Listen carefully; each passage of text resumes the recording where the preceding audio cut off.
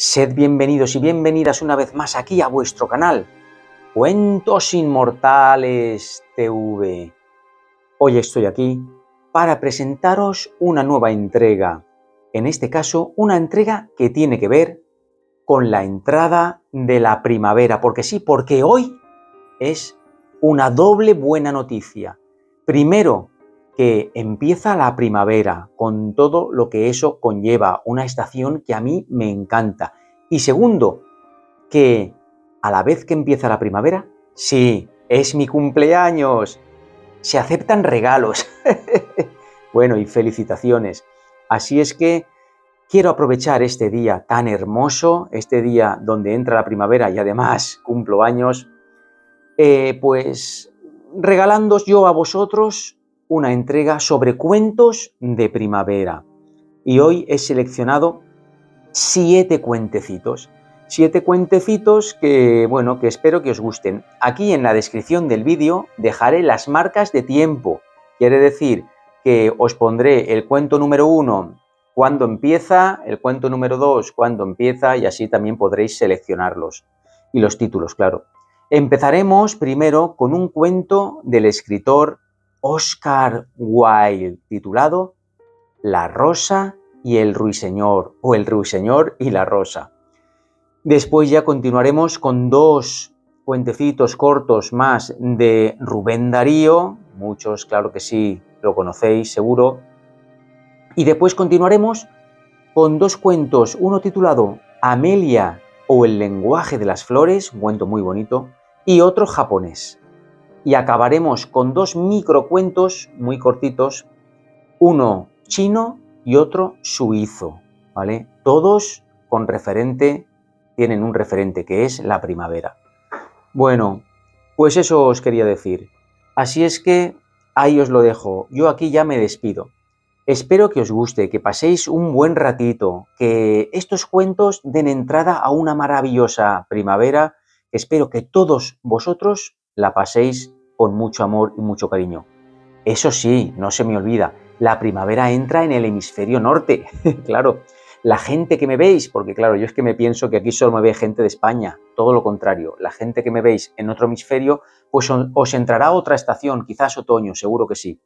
Pues nada, os entre lo que os entre, espero que estéis y viváis muy a gusto. Aquí estamos en primavera y os regalo yo estos cuentecitos. Que os lo paséis muy bien. Y como siempre digo, sin más dilación, comencemos.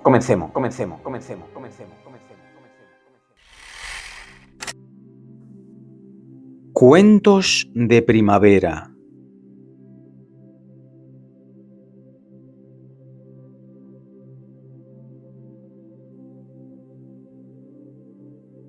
El ruiseñor y la rosa. Dijo que bailaría conmigo si le llevaba rosas rojas, exclamó el joven estudiante. Pero no hay ni una sola rosa roja en todo mi jardín. Desde su nido, en la encina, le oyó el ruiseñor y miró a través de las hojas y se quedó extrañado. Ni una sola rosa roja en todo mi jardín, exclamó el estudiante, y sus hermosos ojos se llenaron de lágrimas. ¡Ah! ¿De qué cosas tan pequeñas depende la felicidad? He leído todo lo que han escrito los sabios y son míos todos los secretos de la filosofía. Sin embargo, por no tener una rosa roja, mi vida se ha vuelto desdichada. He aquí por fin un verdadero enamorado, dijo el ruiseñor. Noche tras noche le he cantado, aunque no le conocía. Noche tras noche he contado su historia a las estrellas, y ahora le estoy viendo. Tiene el cabello oscuro como la flor del jacinto y los labios tan rojos como la rosa de sus deseos. Pero la pasión ha hecho que su rostro parezca de pálido marfil y el dolor le ha puesto su sello sobre la frente. El príncipe da un baile mañana por la noche, musitó el estudiante, y mi amada estará entre los invitados. Si le llevo una rosa roja, bailará conmigo hasta el alba. Si le llevo una rosa roja, la tendré entre mis brazos y reclinará la cabeza en mi hombro, y su mano estará prisionera en la mía. Pero no hay ni una sola rosa roja en mi jardín, así es que estaré sentado solo, y ella pasará desdeñándome, no me prestará atención alguna y se me romperá el corazón. He aquí ciertamente el verdadero enamorado, dijo el ruiseñor. Lo que yo canto, él lo sufre. Lo que es para mi alegría, es dolor para él. En verdad, el amor es maravilloso. Es más precioso que las esmeraldas y más costoso que los finos ópalos. No se puede comprar con perlas ni con granates, ni está a la venta en el mercado. No lo pueden comprar los mercaderes, ni se puede pesar en la balanza a peso de oro. Los músicos estarán sentados en su estrado, dijo el joven estudiante, y tocarán sus instrumentos de cuerda, y mi amada danzará al son del arpa y del violín.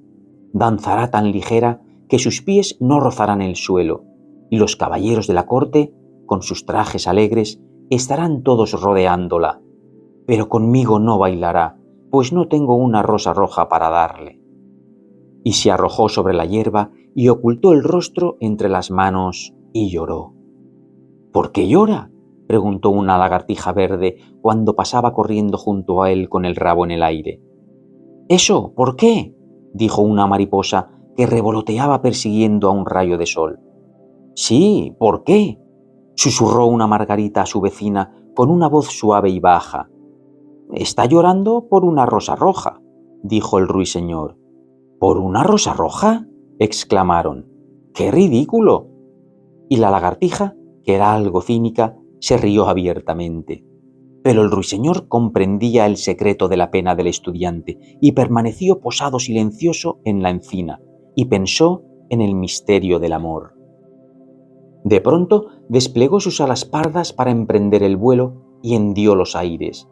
Pasó por la arboleda como una sombra y como una sombra voló a través del jardín.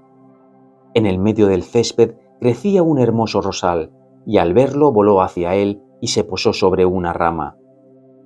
—¿Dame una rosa roja? —exclamó— y te cantaré mi más dulce canción. Pero el rosal negó con la cabeza. —Mis rosas son blancas —respondió—, tan blancas como la espuma del mar y más blancas que la nieve de la montaña. Pero ve a ver a mi hermano, el que trepa alrededor del viejo reloj de sol, y te dará tal vez lo que deseas. Así es que el ruiseñor se fue volando hasta el rosal que crecía en torno al viejo reloj de sol. —Dame una rosa roja —exclamó— y te cantaré mi más dulce canción. Pero el rosal negó con la cabeza.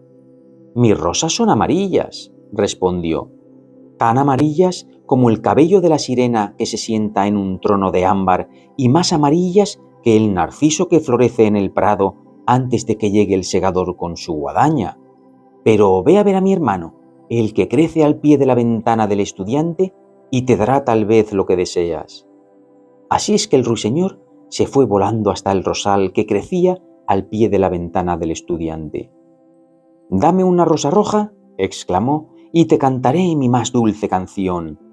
Pero el arbusto negó con la cabeza. —Mis rosas son rojas —respondió—, tan rojas como los pies de la tórtola, y más rojas que los grandes abanicos de coral que se mecen y mecen en la cima del océano. Pero el invierno me ha congelado las venas, y la escarcha me ha helado los capullos, y la tormenta me ha roto las ramas, y no tendré rosas este año. —Una rosa roja es todo lo que necesito —exclamó el ruiseñor—. Solo una rosa roja. ¿No hay ningún medio por el que pueda conseguirla? —Hay un medio —respondió el rosal—, pero es tan terrible que no me atrevo a decírtelo.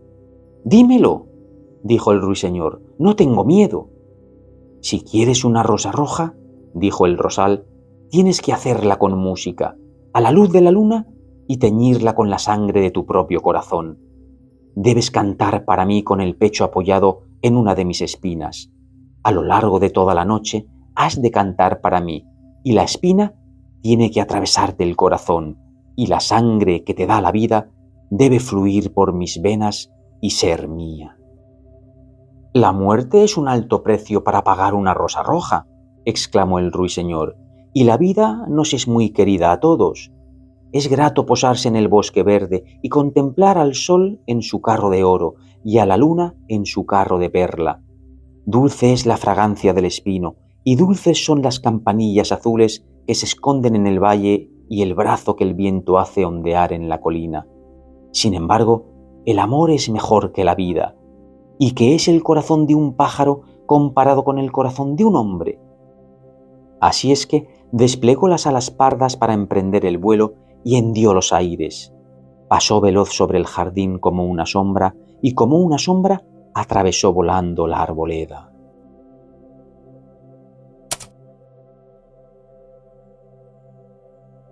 El joven estudiante todavía estaba echado en la hierba, donde le había dejado, y las lágrimas aún no se habían secado en sus ojos hermosos. «Sé feliz», exclamó el ruiseñor, «sé feliz, tendrás tu rosa roja, te la haré de música a la luz de la luna y la teñiré con la sangre de mi propio corazón. Todo lo que te pido a cambio es que seas un verdadero enamorado, pues el amor es más sabio que la filosofía, por sabia que ésta sea, y más fuerte que el poder, por potente que sea éste. Del color de la llama son sus alas, y de color de llama tiene el cuerpo. Sus labios son dulces como la miel, y su aliento es como el incienso». El estudiante alzó los ojos de la hierba y escuchó, mas no pudo entender lo que le estaba diciendo el ruiseñor, pues solo sabía las cosas que están escritas en los libros. Pero la encina comprendió y se puso triste, porque quería mucho al pequeño ruiseñor que había hecho su nido entre sus ramas. «Cántame una última canción», musitó, «me sentiré muy sola cuando te hayas ido». Así es que el ruiseñor cantó para la encina, y su voz era como el agua que sale a borbotones de una jarra de plata. Cuando hubo terminado su canción, el estudiante se levantó y sacó un cuaderno y un lápiz de su bolsillo. «Ella tiene estilo», dijo para sí mientras caminaba a través de la arboleda. «Eso no se le puede negar. ¿Pero tiene sentimientos? Me temo que no. De hecho, es como la mayoría de los artistas. Es toda estilo, sin ninguna sinceridad. No se sacrificaría por los demás. Piensa tan solo en la música, y todo el mundo sabe que las artes son egoístas. Sin embargo, es preciso admitir que hay notas hermosas en su voz. Qué lástima que no signifiquen nada ni tengan ninguna utilidad práctica». Y entró en su habitación y se echó sobre el pequeño jergón y se puso a pensar en su amor, y al cabo de un tiempo se quedó dormido. Y cuando la luna brilló en el cielo, fue volando al rosal el ruiseñor y puso su pecho contra la espina. Cantó toda la noche con el pecho contra la espina, y la luna de frío cristal se asomó para escuchar. A lo largo de toda la noche estuvo cantando, y la espina penetraba más y más profundamente en su pecho, y la sangre, que era su vida, fluía fuera de él. Cantó primero el nacimiento del amor en el corazón de un adolescente y de una muchacha, y en la rama más alta del rosal floreció una rosa admirable, pétalo a pétalo, a medida que una canción seguía a otra canción. Pálida era al principio, como la bruma suspendida sobre el río, pálida como los pies de la mañana, y de plata como las alas de la aurora. Como la sombra de una rosa en un espejo de plata, como la sombra de una rosa en el estanque, así era la rosa que florecía en la rama más alta del rosal. Pero el rosal gritó al ruiseñor que se apretara más contra la espina. «Apriétate más, pequeño ruiseñor», gritaba el rosal, «o llegará el día antes de que esté terminada la rosa». Así es que el ruiseñor se apretó más contra la espina, y su canto se hizo cada vez más sonoro, pues cantaba el nacimiento de la pasión en el alma de un hombre y de una doncella. Y un delicado arrebol rosado vino a los pétalos de la rosa como el rubor del rostro del novio cuando besa los labios de la novia. Pero la espina no había llegado aún al corazón del pájaro, así que el corazón de la rosa seguía siendo blando, pues solo la sangre del corazón de un ruiseñor puede teñir de carmesí el corazón de una rosa.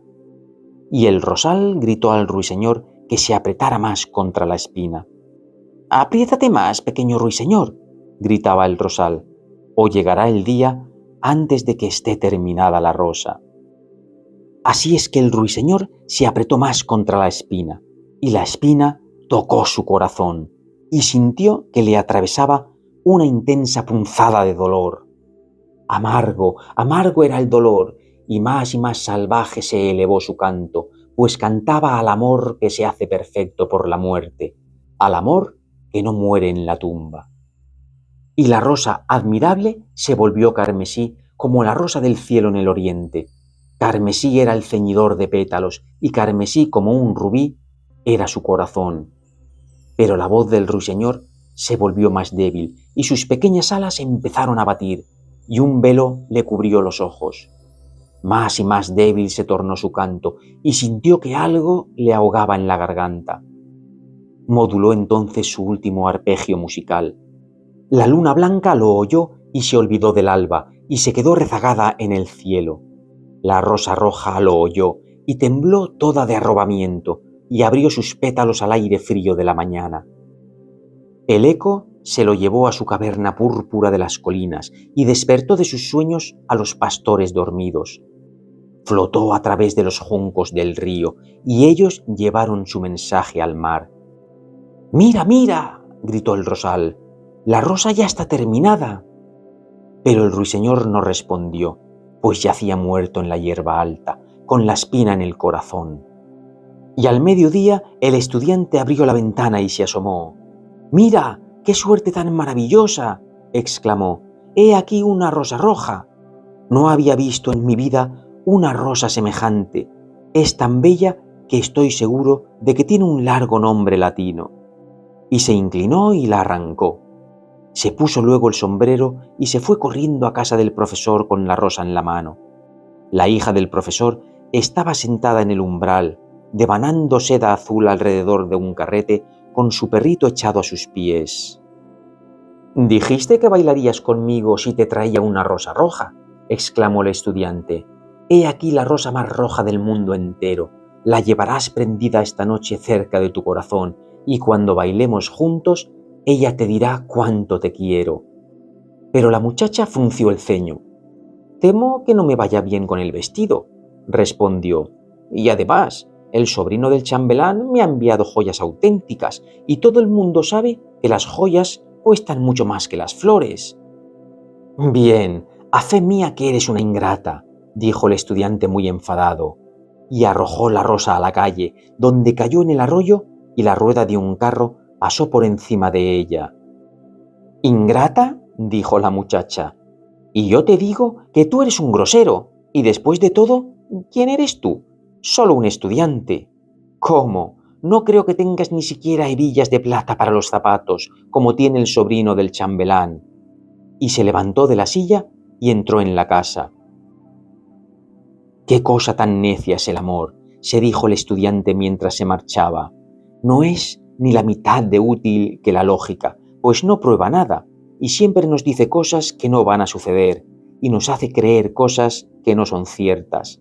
De hecho, es muy poco práctico, y como en estos tiempos ser práctico lo es todo, me volveré a la filosofía y estudiaré metafísica». Así es que volvió a su habitación y sacó un gran libro polvoriento y se puso a leer.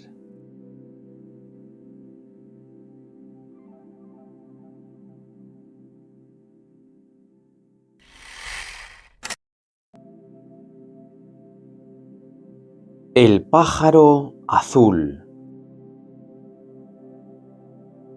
París es teatro divertido y terrible. Entre los concurrentes al Café Plombier, buenos y decididos muchachos, pintores, escultores, escritores, poetas. Sí, todos buscando el viejo laurel verde.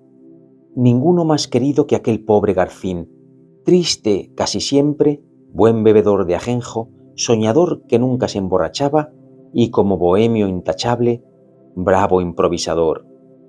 En el cuartucho destartalado de nuestras alegres reuniones guardaba el yeso de las paredes, entre los esbozos y rasgos de futuros de Lacroix, versos, estrofas enteras escritas en la letra echada y gruesa de nuestro pájaro azul. El pájaro azul era el pobre Garcín. ¿No sabéis por qué se llamaba así? Nosotros le bautizamos con ese nombre. Ello no fue un simple capricho. Aquel excelente muchacho tenía el vino triste. Cuando le preguntábamos por qué, Cuando todos reíamos como insensatos o como chicuelos, él arrugaba el ceño y miraba fijamente el cielo raso, y nos respondía sonriendo con cierta amargura: «Camaradas, habéis de saber que tengo un pájaro azul en el cerebro. Por consiguiente...». Sucedía también que gustaba de ir a las campiñas nuevas al entrar la primavera. El aire del bosque hacía bien a sus pulmones, según nos decía el poeta. De sus excursiones solía traer ramos de violetas y gruesos cuadernillos de madrigales, escritos al ruido de las hojas y bajo el ancho cielo sin nubes.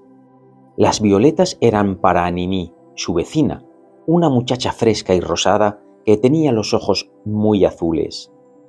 Los versos eran para nosotros. Nosotros los leíamos y los aplaudíamos.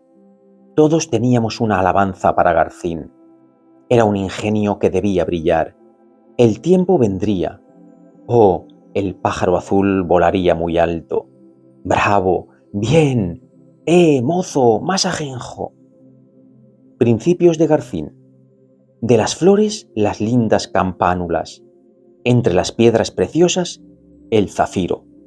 De las inmensidades, el cielo y el amor, es decir, las pupilas de Niní. Y repetía el poeta: creo que siempre es preferible la neurosis a la estupidez. A veces Garcín estaba más triste que de costumbre. Andaba por los bulevares, veía pasar indiferente los lujosos carruajes, los elegantes, las hermosas mujeres. Frente al escaparate de un joyero sonreía, pero cuando pasaba cerca de un almacén de libros, se llegaba a las vidrieras, husmeaba y al ver las lujosas ediciones se declaraba decididamente envidioso, arrugaba la frente. Para desahogarse volvía el rostro hacia el cielo y suspiraba. Corría al café en busca de nosotros. Conmovido, exaltado, pedía su vaso de ajenjo y nos decía: sí, dentro de la jaula de mi cerebro está preso un pájaro azul que quiere su libertad. Hubo algunos que llegaron a creer en un descalabro de razón. Un alienista a quien se le dio la noticia de lo que pasaba calificó el caso como una monomanía especial. Sus estudios patológicos no dejaban lugar a duda.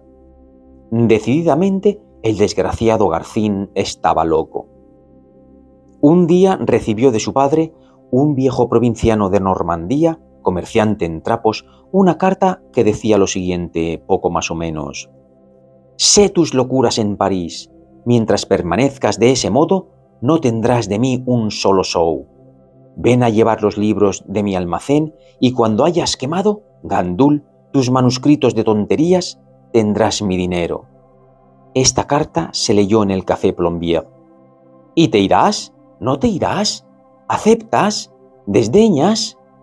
«Bravo, Garcín», rompió la carta y soltando el trapo a la vena, improvisó unas cuantas estrofas que acababan, si mal no recuerdo, así: «Sí, seré siempre un gandul, lo cual aplaudo y celebro, mientras sea mi cerebro jaula del pájaro azul».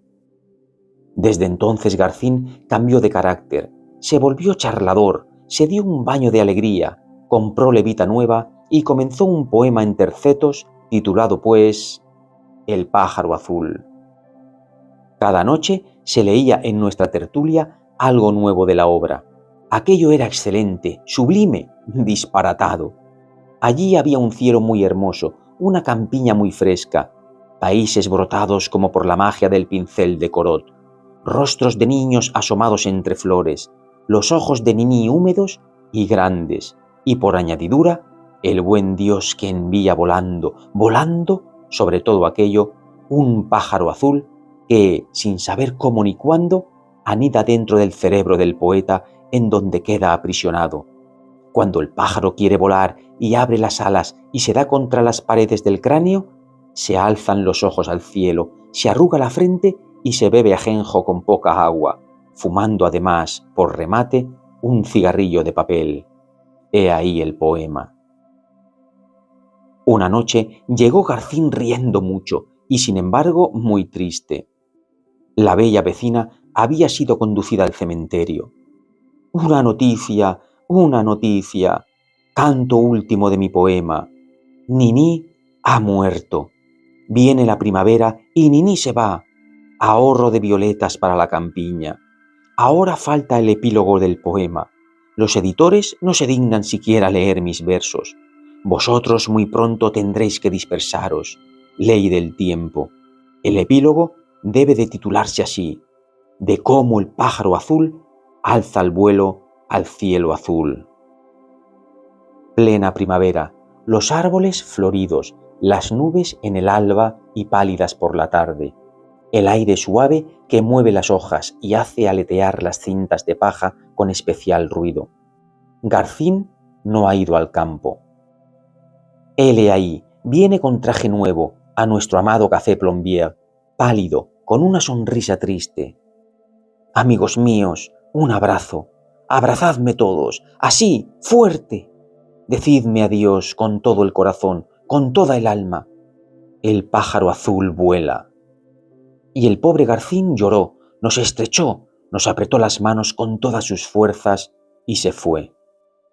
Todos dijimos: Garcín, el hijo pródigo, busca a su padre, el viejo Normando.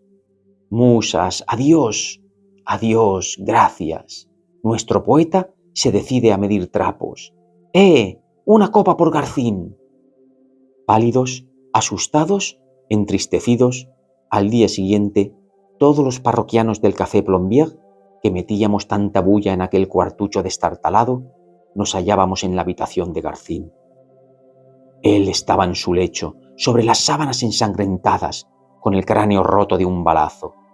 Sobre la almohada había fragmentos de masa cerebral. ¡Horrible! Cuando, repuestos de la impresión, pudimos llorar ante el cadáver de nuestro amigo, encontramos que tenía consigo el famoso poema. En la última página había escritas estas palabras: hoy, en plena primavera, dejo abierta la puerta de la jaula al pobre pájaro azul. ¡Ay, Garcín! ¿Cuántos llevan en el cerebro tu misma enfermedad?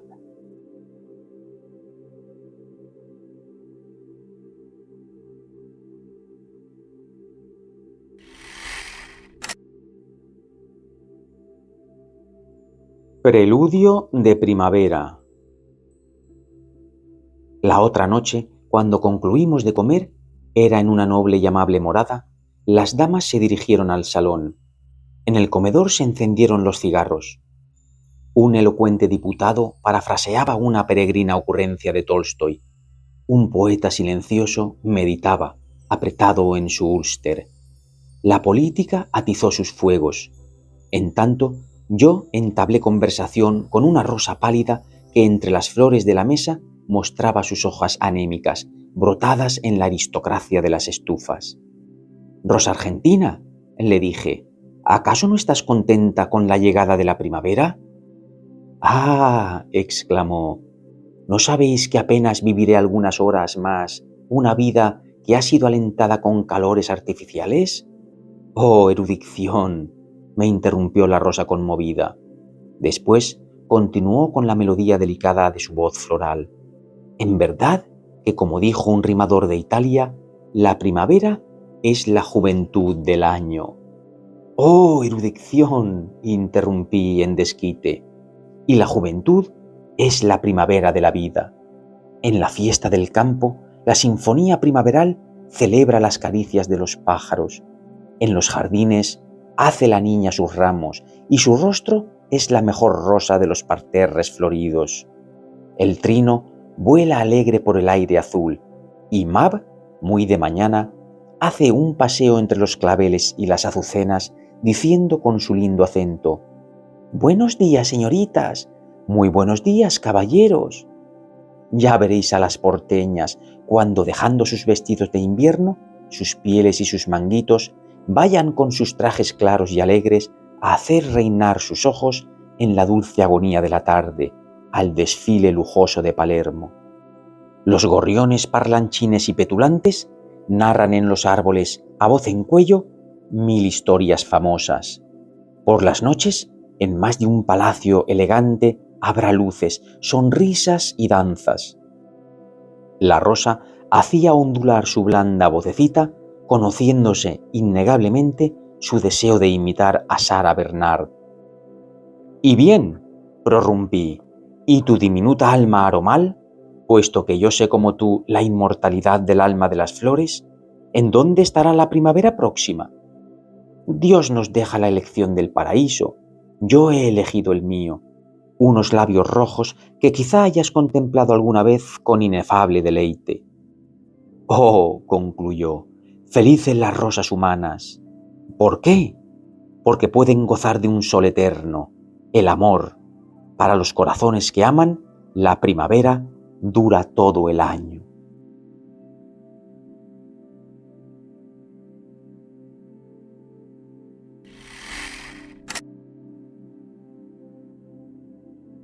Amelia o el lenguaje de las flores. Amelia adoraba las flores y muy a menudo decía que era más soportable no comer que no tener flores en su habitación, aunque esto de no comer no se refería, por supuesto, a los bombones, pasteles y demás golosinas que eran también una de las debilidades de la niña. El amor de Amelia hacia las flores no constituía, como pudiera creerse, en cultivarlas, regarlas y ponerlas al sol. Eso era demasiado vulgar para la sensible Amelia, que por nada del mundo hubiese manchado sus manos con la negruzca tierra, ni mucho menos aún con el prosaico abono. En cambio, adoraba cortarlas de sus tallos y colocarlas artísticamente en un jarrón de porcelana, o bien, para poder admirarlas más tiempo, las colocaba con delicadeza entre las páginas de vitela de un herbario, entre dos hojas de papel secante. Tampoco iba nunca al baile sin una guirnalda de orquídeas o de camelias en su negra cabellera, y sin un ramo de flores en la cintura. También sabía hacer vinagrillo de rosas, poniendo pétalos en infusión en un frasco de alcohol, bombones de violeta cristalizada, que según Amelia era el alimento de las ninfas, y en cuanto tenía una duda, las hojas de una margarita la sacaban pronto de su incertidumbre. Aquella mañana de primavera en que se desarrolla mi historia, Amelia, rosada como la aurora en su crinolina rosa, entró en su alcoba, llevando en sus brazos un enorme ramo de lirios, de rosas de Bengala y de amarillos claveles persas todavía húmedos de rocío. Los distribuyó en los floreros de porcelana chinesca que adornaban su cómoda y las consolas, pero un grupo de cardos morados y azules, ocultos entre las demás flores, pincharon cruelmente los dedos de la amable Amelia, que lanzó un grito y pensó en desmayarse, y luego, abriendo el balcón, arrojó al jardín los espinosos rebeldes. «¡Ah, qué dolor tan cruel!», exclamó la niña, oliendo un frasco de agua de melisa fabricada por ella para fortalecerse. No había acabado de hablar cuando entraron en la habitación 4 gigantescos guerreros con armaduras de bronce erizadas de pinchos y en cuyos cascos unas plumas azules y moradas le hicieron pensar en los 4 hijos de Aimón, cuyas proezas había leído en el almanaque pintoresco. Pero no eran paladines ni mucho menos, porque sin procurar palabra, cogieron a la niña por las muñecas y la llevaron consigo, sin dejarla pillar su pamela de paja de Italia, ni siquiera su manteleta de tafetán junquillo. Aquella vez sí que se desmayó Amelia, y cuando volvió en sí, se halló en una situación realmente desusada, pues estaba colocada dentro de un inmenso vaso de cristal negro y metida en agua hasta la rodilla, como una flor cuya corola fuese de seda rosa, y cuyo corazón fuese el propio corazoncito asustado de la niña. Amelia gritó y se retorció los brazos, desesperada. Entonces una dama con inmenso traje de terciopelo rosa y cabellera verde, peinada a la antigua usanza francesa, se acercó a ella y murmuró con dulce voz: «Acércate, Azucena, mira qué flor tan extraña, una flor que habla».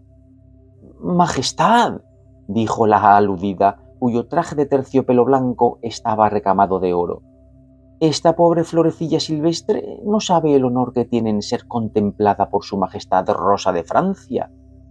Amelia se quedó asombrada al oír el extraño diálogo y muy vejada al oírse tratar de pobre florecilla silvestre. Pero la reina y su dama se alejaron majestuosamente. «Heme de nuevo sola con mis pensamientos», dijo la niña, tratando de salir de su florero.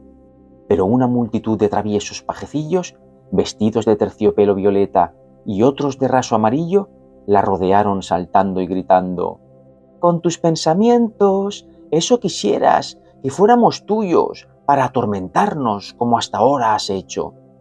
«¿Yo?», exclamó Amelia. «Al contrario, siempre me habéis gustado muchísimo. Tengo mi libro lleno de pensamientos secos que parecen recién cortados». «¿Ni qué te parece a ti?», dijo un pensamiento de un morado tan oscuro que parecía de terciopelo negro. «¿Te parece a ti que hemos nacido para morir aplastados entre las hojas de un libro, aunque sea de misa? Cuando Dios nos ha puesto en el jardín es para que gocemos del sol y del aire de la primavera. ¿Te gustaría que os metiesen a ti y a tu familia debajo de un montón de piedras para que os admirasen luego de aplastados y de convertidos en momias? ¿O que te estrujasen para hacer perfume contigo?», dijo la violeta, que estaba reclinada entre almohadones de terciopelo verde oscuro que casi la ocultaban. «¿O que te vendiesen arrancada violentamente de tu lecho para adornar un jarrón?», exclamó el nardo, que quemaba perfumes orientales en una copa de alabastro, envuelto en su túnica blanca. Amelia, sin saber qué responder a tan justas quejas, lloraba silenciosamente. Un grupo de amapolas, descaradas como buenas campesinas, se burlaron de ella. «Mira, su nariz es tan roja como nuestros vestidos. En verdad que el rocío no favorece a las flores humanas». Poco a poco, la enorme sala, que era una especie de invernadero de cristales verdes, azules y violetas, sostenida por inmensas palmeras de oro con frutos luminosos, y en cuyo centro había una fuente de coral con un surtidor que cambiaba de colores, se fue llenando de flores animadas, cuyos perfumes hacían la atmósfera totalmente irrespirable para un ser humano. Amelia, toda sofocada, trataba en vano de salir de su florero. Tenía los pies helados por el largo tiempo que habían permanecido en agua y estornudó varias veces, produciendo gran regocijo entre las flores. Pero los pensamientos volvieron otra vez a su idea. «Es necesario someterla a tormento, que aprenda por sí misma lo que nos hace sufrir a todas. ¿Qué os parece que hagamos con ella? Atravesarla con un alfiler, como hizo ayer con mi hermana para prendérsela en el pecho», dijo una camelia roja de ira. «O mejor, echarla en una caldera de almíbar hirviendo, ya que su golosina nos condenaba a tan horrible suplicio», dijeron varias flores de acacia, de cuyo aspecto candoroso nadie hubiese podido esperar tanta crueldad.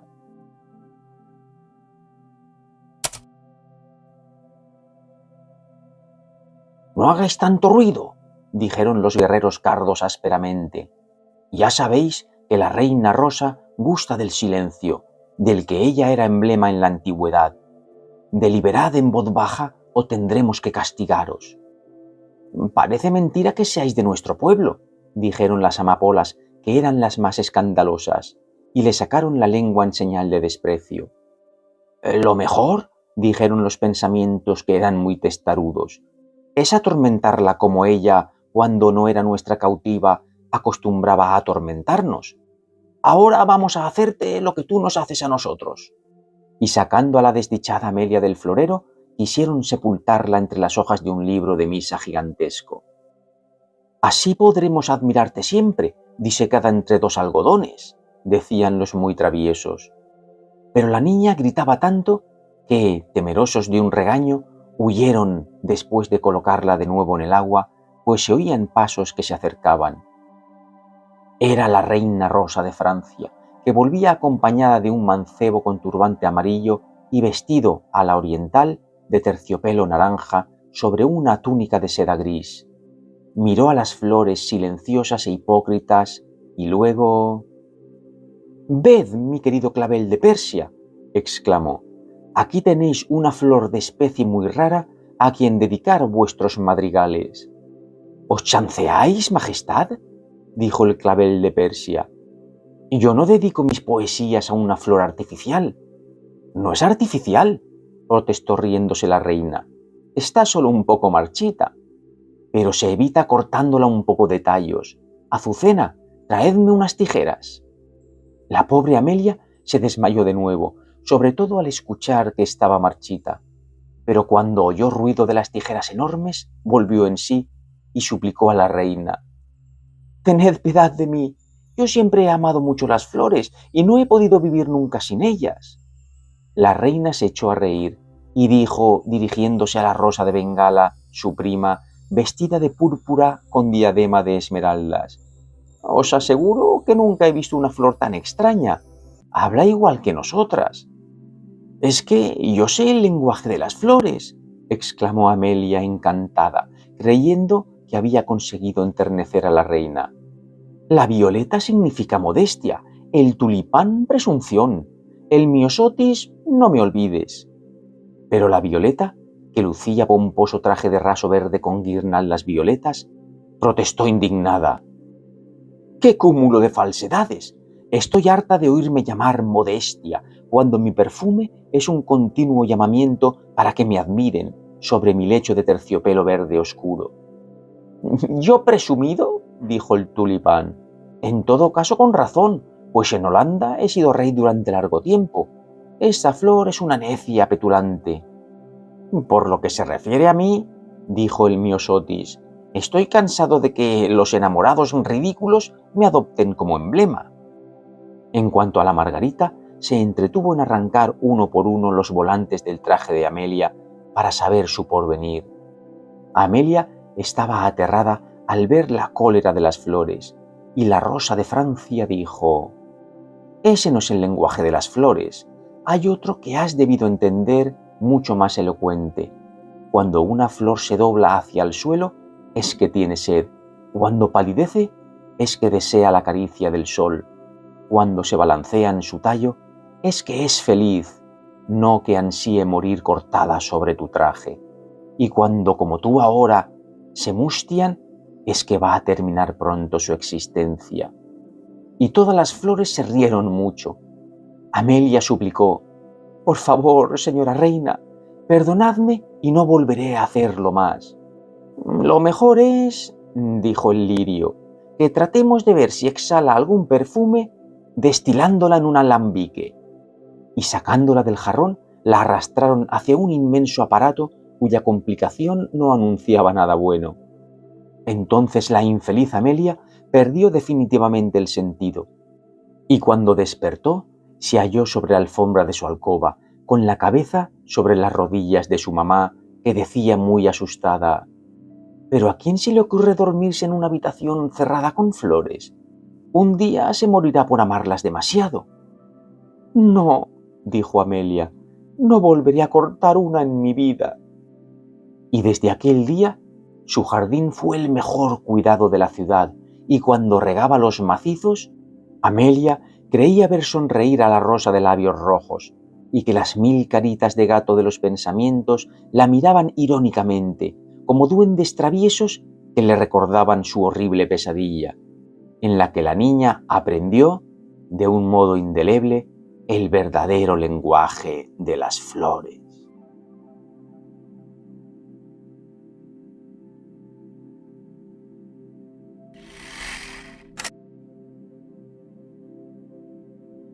El viejo que hacía florecer los árboles. Cuento japonés. Un anciano leñador vivía en una humilde casa a orillas de un bosque, con su anciana mujer. No tenían hijos. Un día, de camino al bosque, vio junto al camino a un perro desvalido y muy flaco. Alguien le había abandonado, y al anciano se le encogió el corazón. Sin pensárselo 2 veces, lo envolvió entre su kimono y lo llevó corriendo a su casa. Al verle, su mujer se extrañó. «¿Cómo regresas tan pronto?», preguntó. Entonces su marido le mostró al perro que acababa de recoger. «¡Oh, qué bonito es! ¿Quién habrá podido abandonarlo? Le curaremos y cuidaremos de él como si fuera nuestro hijo». Y así fue como la pareja de ancianos Dedicaron todos sus esfuerzos al salvar al asustado animal, que muy pronto comenzó a sentir un profundo amor y agradecimiento hacia ellos. Al fin recuperó su peso y su hermoso pelaje blanco, y la pareja le puso el nombre de Shiro, que significa blanco. Meses después, el anciano partió con su azadón hacia un lugar del huerto que tenía junto a la casa, y de pronto Shiro, que le acompañaba dando brincos de felicidad a todas partes, empezó a ladrar y a saltar como un loco en un rincón del huerto, señalando con la pata y el hocico al suelo. El anciano pensó que quería mostrarle algo, así que cavó donde el animal señalaba, y al instante manó del agujero una fuente de monedas de oro. El hombre, totalmente impresionado, corrió con las monedas para contarle a su mujer lo que había pasado. Pero alguien había estado observando todo. Su vecino, que era muy codicioso, le había espiado entre los matorrales y lo había visto todo. Muerto de envidia, pidió al anciano al día siguiente que le dejara el perro. «Solo un día», le dijo, «me gustaría cuidarle durante un solo día». El anciano, conmovido por sus ruegos, accedió. El vecino llevó entonces a Shiro a su huerto, arrastrándolo con la correa, ya que el animal, que podía ver los sentimientos codiciosos del vecino, sentía terror hacia él. Y como no era capaz de moverse, el malvado vecino le ató a un árbol y le obligó a señalar algún lugar del suelo. Temblando, mostró con el hocico el trozo de tierra al que podía llegar, y el hombre empezó a cavar, pero en lugar de oro, solo encontró andrajos y zuecos viejos. Enfadado, golpeó con el azadón al perro, cortando con el golpe la cuerda al tiempo que le hacía una profunda herida. Shiro escapó desesperado y corrió hacia la casa de sus amos. Al llegar, el anciano se horrorizó al verlo. «¡Shiro! ¿Qué te han hecho? Oh, perdona, mi amigo. No puede ser». A pesar de los intentos de los ancianos por curar su herida, el pobre animal murió. Al día siguiente, le enterraron en el lugar donde Shiro les había indicado que había oro, y allí mismo plantaron un pequeño pino. La magia comenzó a actuar entonces. El árbol empezó a crecer con tanta rapidez que en 15 días ya era un enorme pino que daba sombra a toda la huerta. Las personas del pueblo acudían a diario a ver aquella maravilla. «¡Es increíble!», decían unos. «¡Es un milagro!», decían otros. La pareja estaba convencida de que era el espíritu de Shiro quien hacía crecer aquel árbol así. Recordando lo que le gustaba a su querida mascota, los rollitos de arroz, decidieron hacer con el tronco del árbol un mortero para llevarle a la tumba su comida favorita. Con mucha delicadeza, el anciano taló el árbol y creó un hermoso mortero, pero al moler el grano, vieron con asombro que éste se transformaba en oro. La noticia circuló rápido por la pequeña aldea y llegó a oídos del malvado vecino, quien acudió enseguida a pedirle prestado el mortero al anciano. «Me siento fatal por lo que le pasó a Shiro», dijo mintiendo el vecino. «Por favor, deja que le lleve rollitos de arroz a la tumba, pero necesito que me dejes el mortero, porque el mío se rompió». El anciano, conmovido, le dejó el mortero, y su avaricioso vecino fue con él corriendo a su casa. Su mujer comenzó a moler los granos de arroz, con los ojos sedientos de codicia, pero en lugar de oro solo aparecían andrajos y zuecos viejos. «¡Maldito viejo embustero!», gritó el hombre. «Este mortero no sirve para nada». Y diciendo esto, lo rompieron en 1000 pedazos y lo tiraron al fuego. El anciano fue a buscar su mortero al día siguiente, y el vecino le dijo: «Ya no está, se rompió al primer golpe y lo tiré al fuego». El anciano se horrorizó al ver su mortero convertido en cenizas, pero en lugar de odio, sintió mucha pena. Decidió llevarse las cenizas de su mortero para esparcirlas sobre la tumba de su querido amigo. Pero por el camino, justo cuando pasaba por unos árboles desnudos por el viento, un viento sopló e hizo volar parte de las cenizas, que al posarse sobre las ramas de los árboles, comenzaron a llenar de flores y vida a las plantas. Las personas que estaban cerca contemplaron el milagro del viejo que hacía florecer los árboles atónitos. Todos los árboles florecían, mientras que el anciano canturreaba contento. «¡Mirad, mirad! El viejo jardinero hace florecer los árboles». Y dio la casualidad que un ilustre señor pasaba por allí. Al ver lo que sucedía, quedó maravillado y dijo al anciano: «¿Es la primera vez que alguien hace florecer un árbol? ¿Es tan hermoso? Anciano, te mereces una recompensa». Y diciendo esto, le tendió una enorme bolsa con monedas de oro. El vecino, que lo había visto todo, lleno de ira, recogió las pocas cenizas que quedaban del mortero y corrió en busca del noble. «¡Espere! Yo también sé hacer eso». «¿Ah, sí? ¿Tenemos 2 personas con el mismo don en esta pequeña aldea? ¡Demuéstralo!». Y el malvado vecino esparció las cenizas. El viento hizo que fueran directas hacia el noble, que no pudo evitar toser mientras decía: «¡Menudo granuja mentiroso! ¡Te mereces un castigo!». Entonces el vecino, ahora sí arrepentido, le contó todo lo que había pasado y cómo había dado muerte al perro. «Ahora entiendo que todo es culpa mía», dijo entre sollozos. «Por favor, estoy arrepentido, dadme una oportunidad y demostraré que puedo transformar mi corazón». El noble, que era bondadoso, decidió darle esa oportunidad. Desde entonces, el vecino cambió por completo. Ayudaba en todo a los ancianos y acudía con frecuencia junto a ellos a la tumba de Siro para ofrecerle esos rollitos de arroz que tanto le gustaban en vida.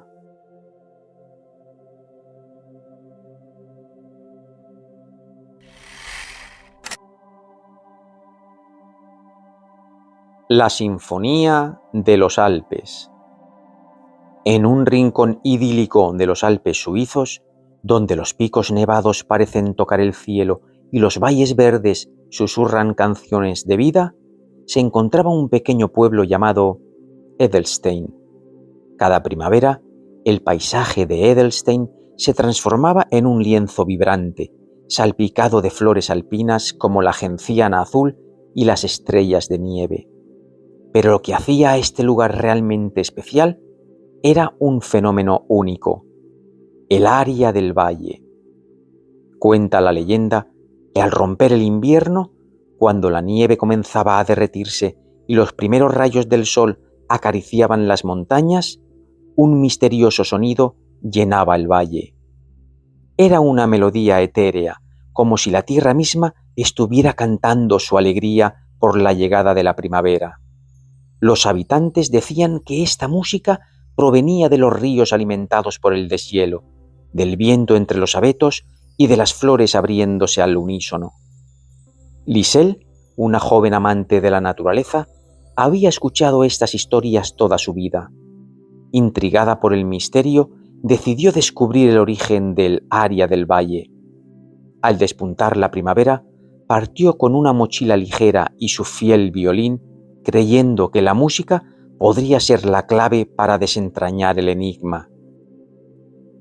Subió colinas cubiertas de azafranes y cruzó arroyos cristalinos mientras la música se hacía cada vez más clara.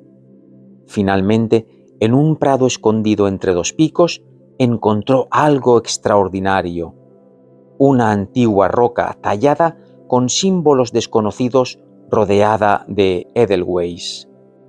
Al tocarla, un coro de sonidos naturales llenó el aire. Era como si el valle estuviera vivo, resonando con armonía. Inspirada, Lisel sacó su violín y comenzó a tocar. Al hacerlo, la melodía de la roca y su música se entrelazaron, creando una sinfonía que parecía unir a todos los elementos del valle. El viento danzaba, los arroyos brillaban más y los animales salían de sus escondites para escuchar. Desde ese día, Lisel se convirtió en la guardiana de la primavera de Edelstein. Cada año, con la llegada de la estación, interpretaba el aria del valle, recordando a todos que la belleza de la primavera era un regalo de la naturaleza, un tesoro que debía ser cuidado y celebrado.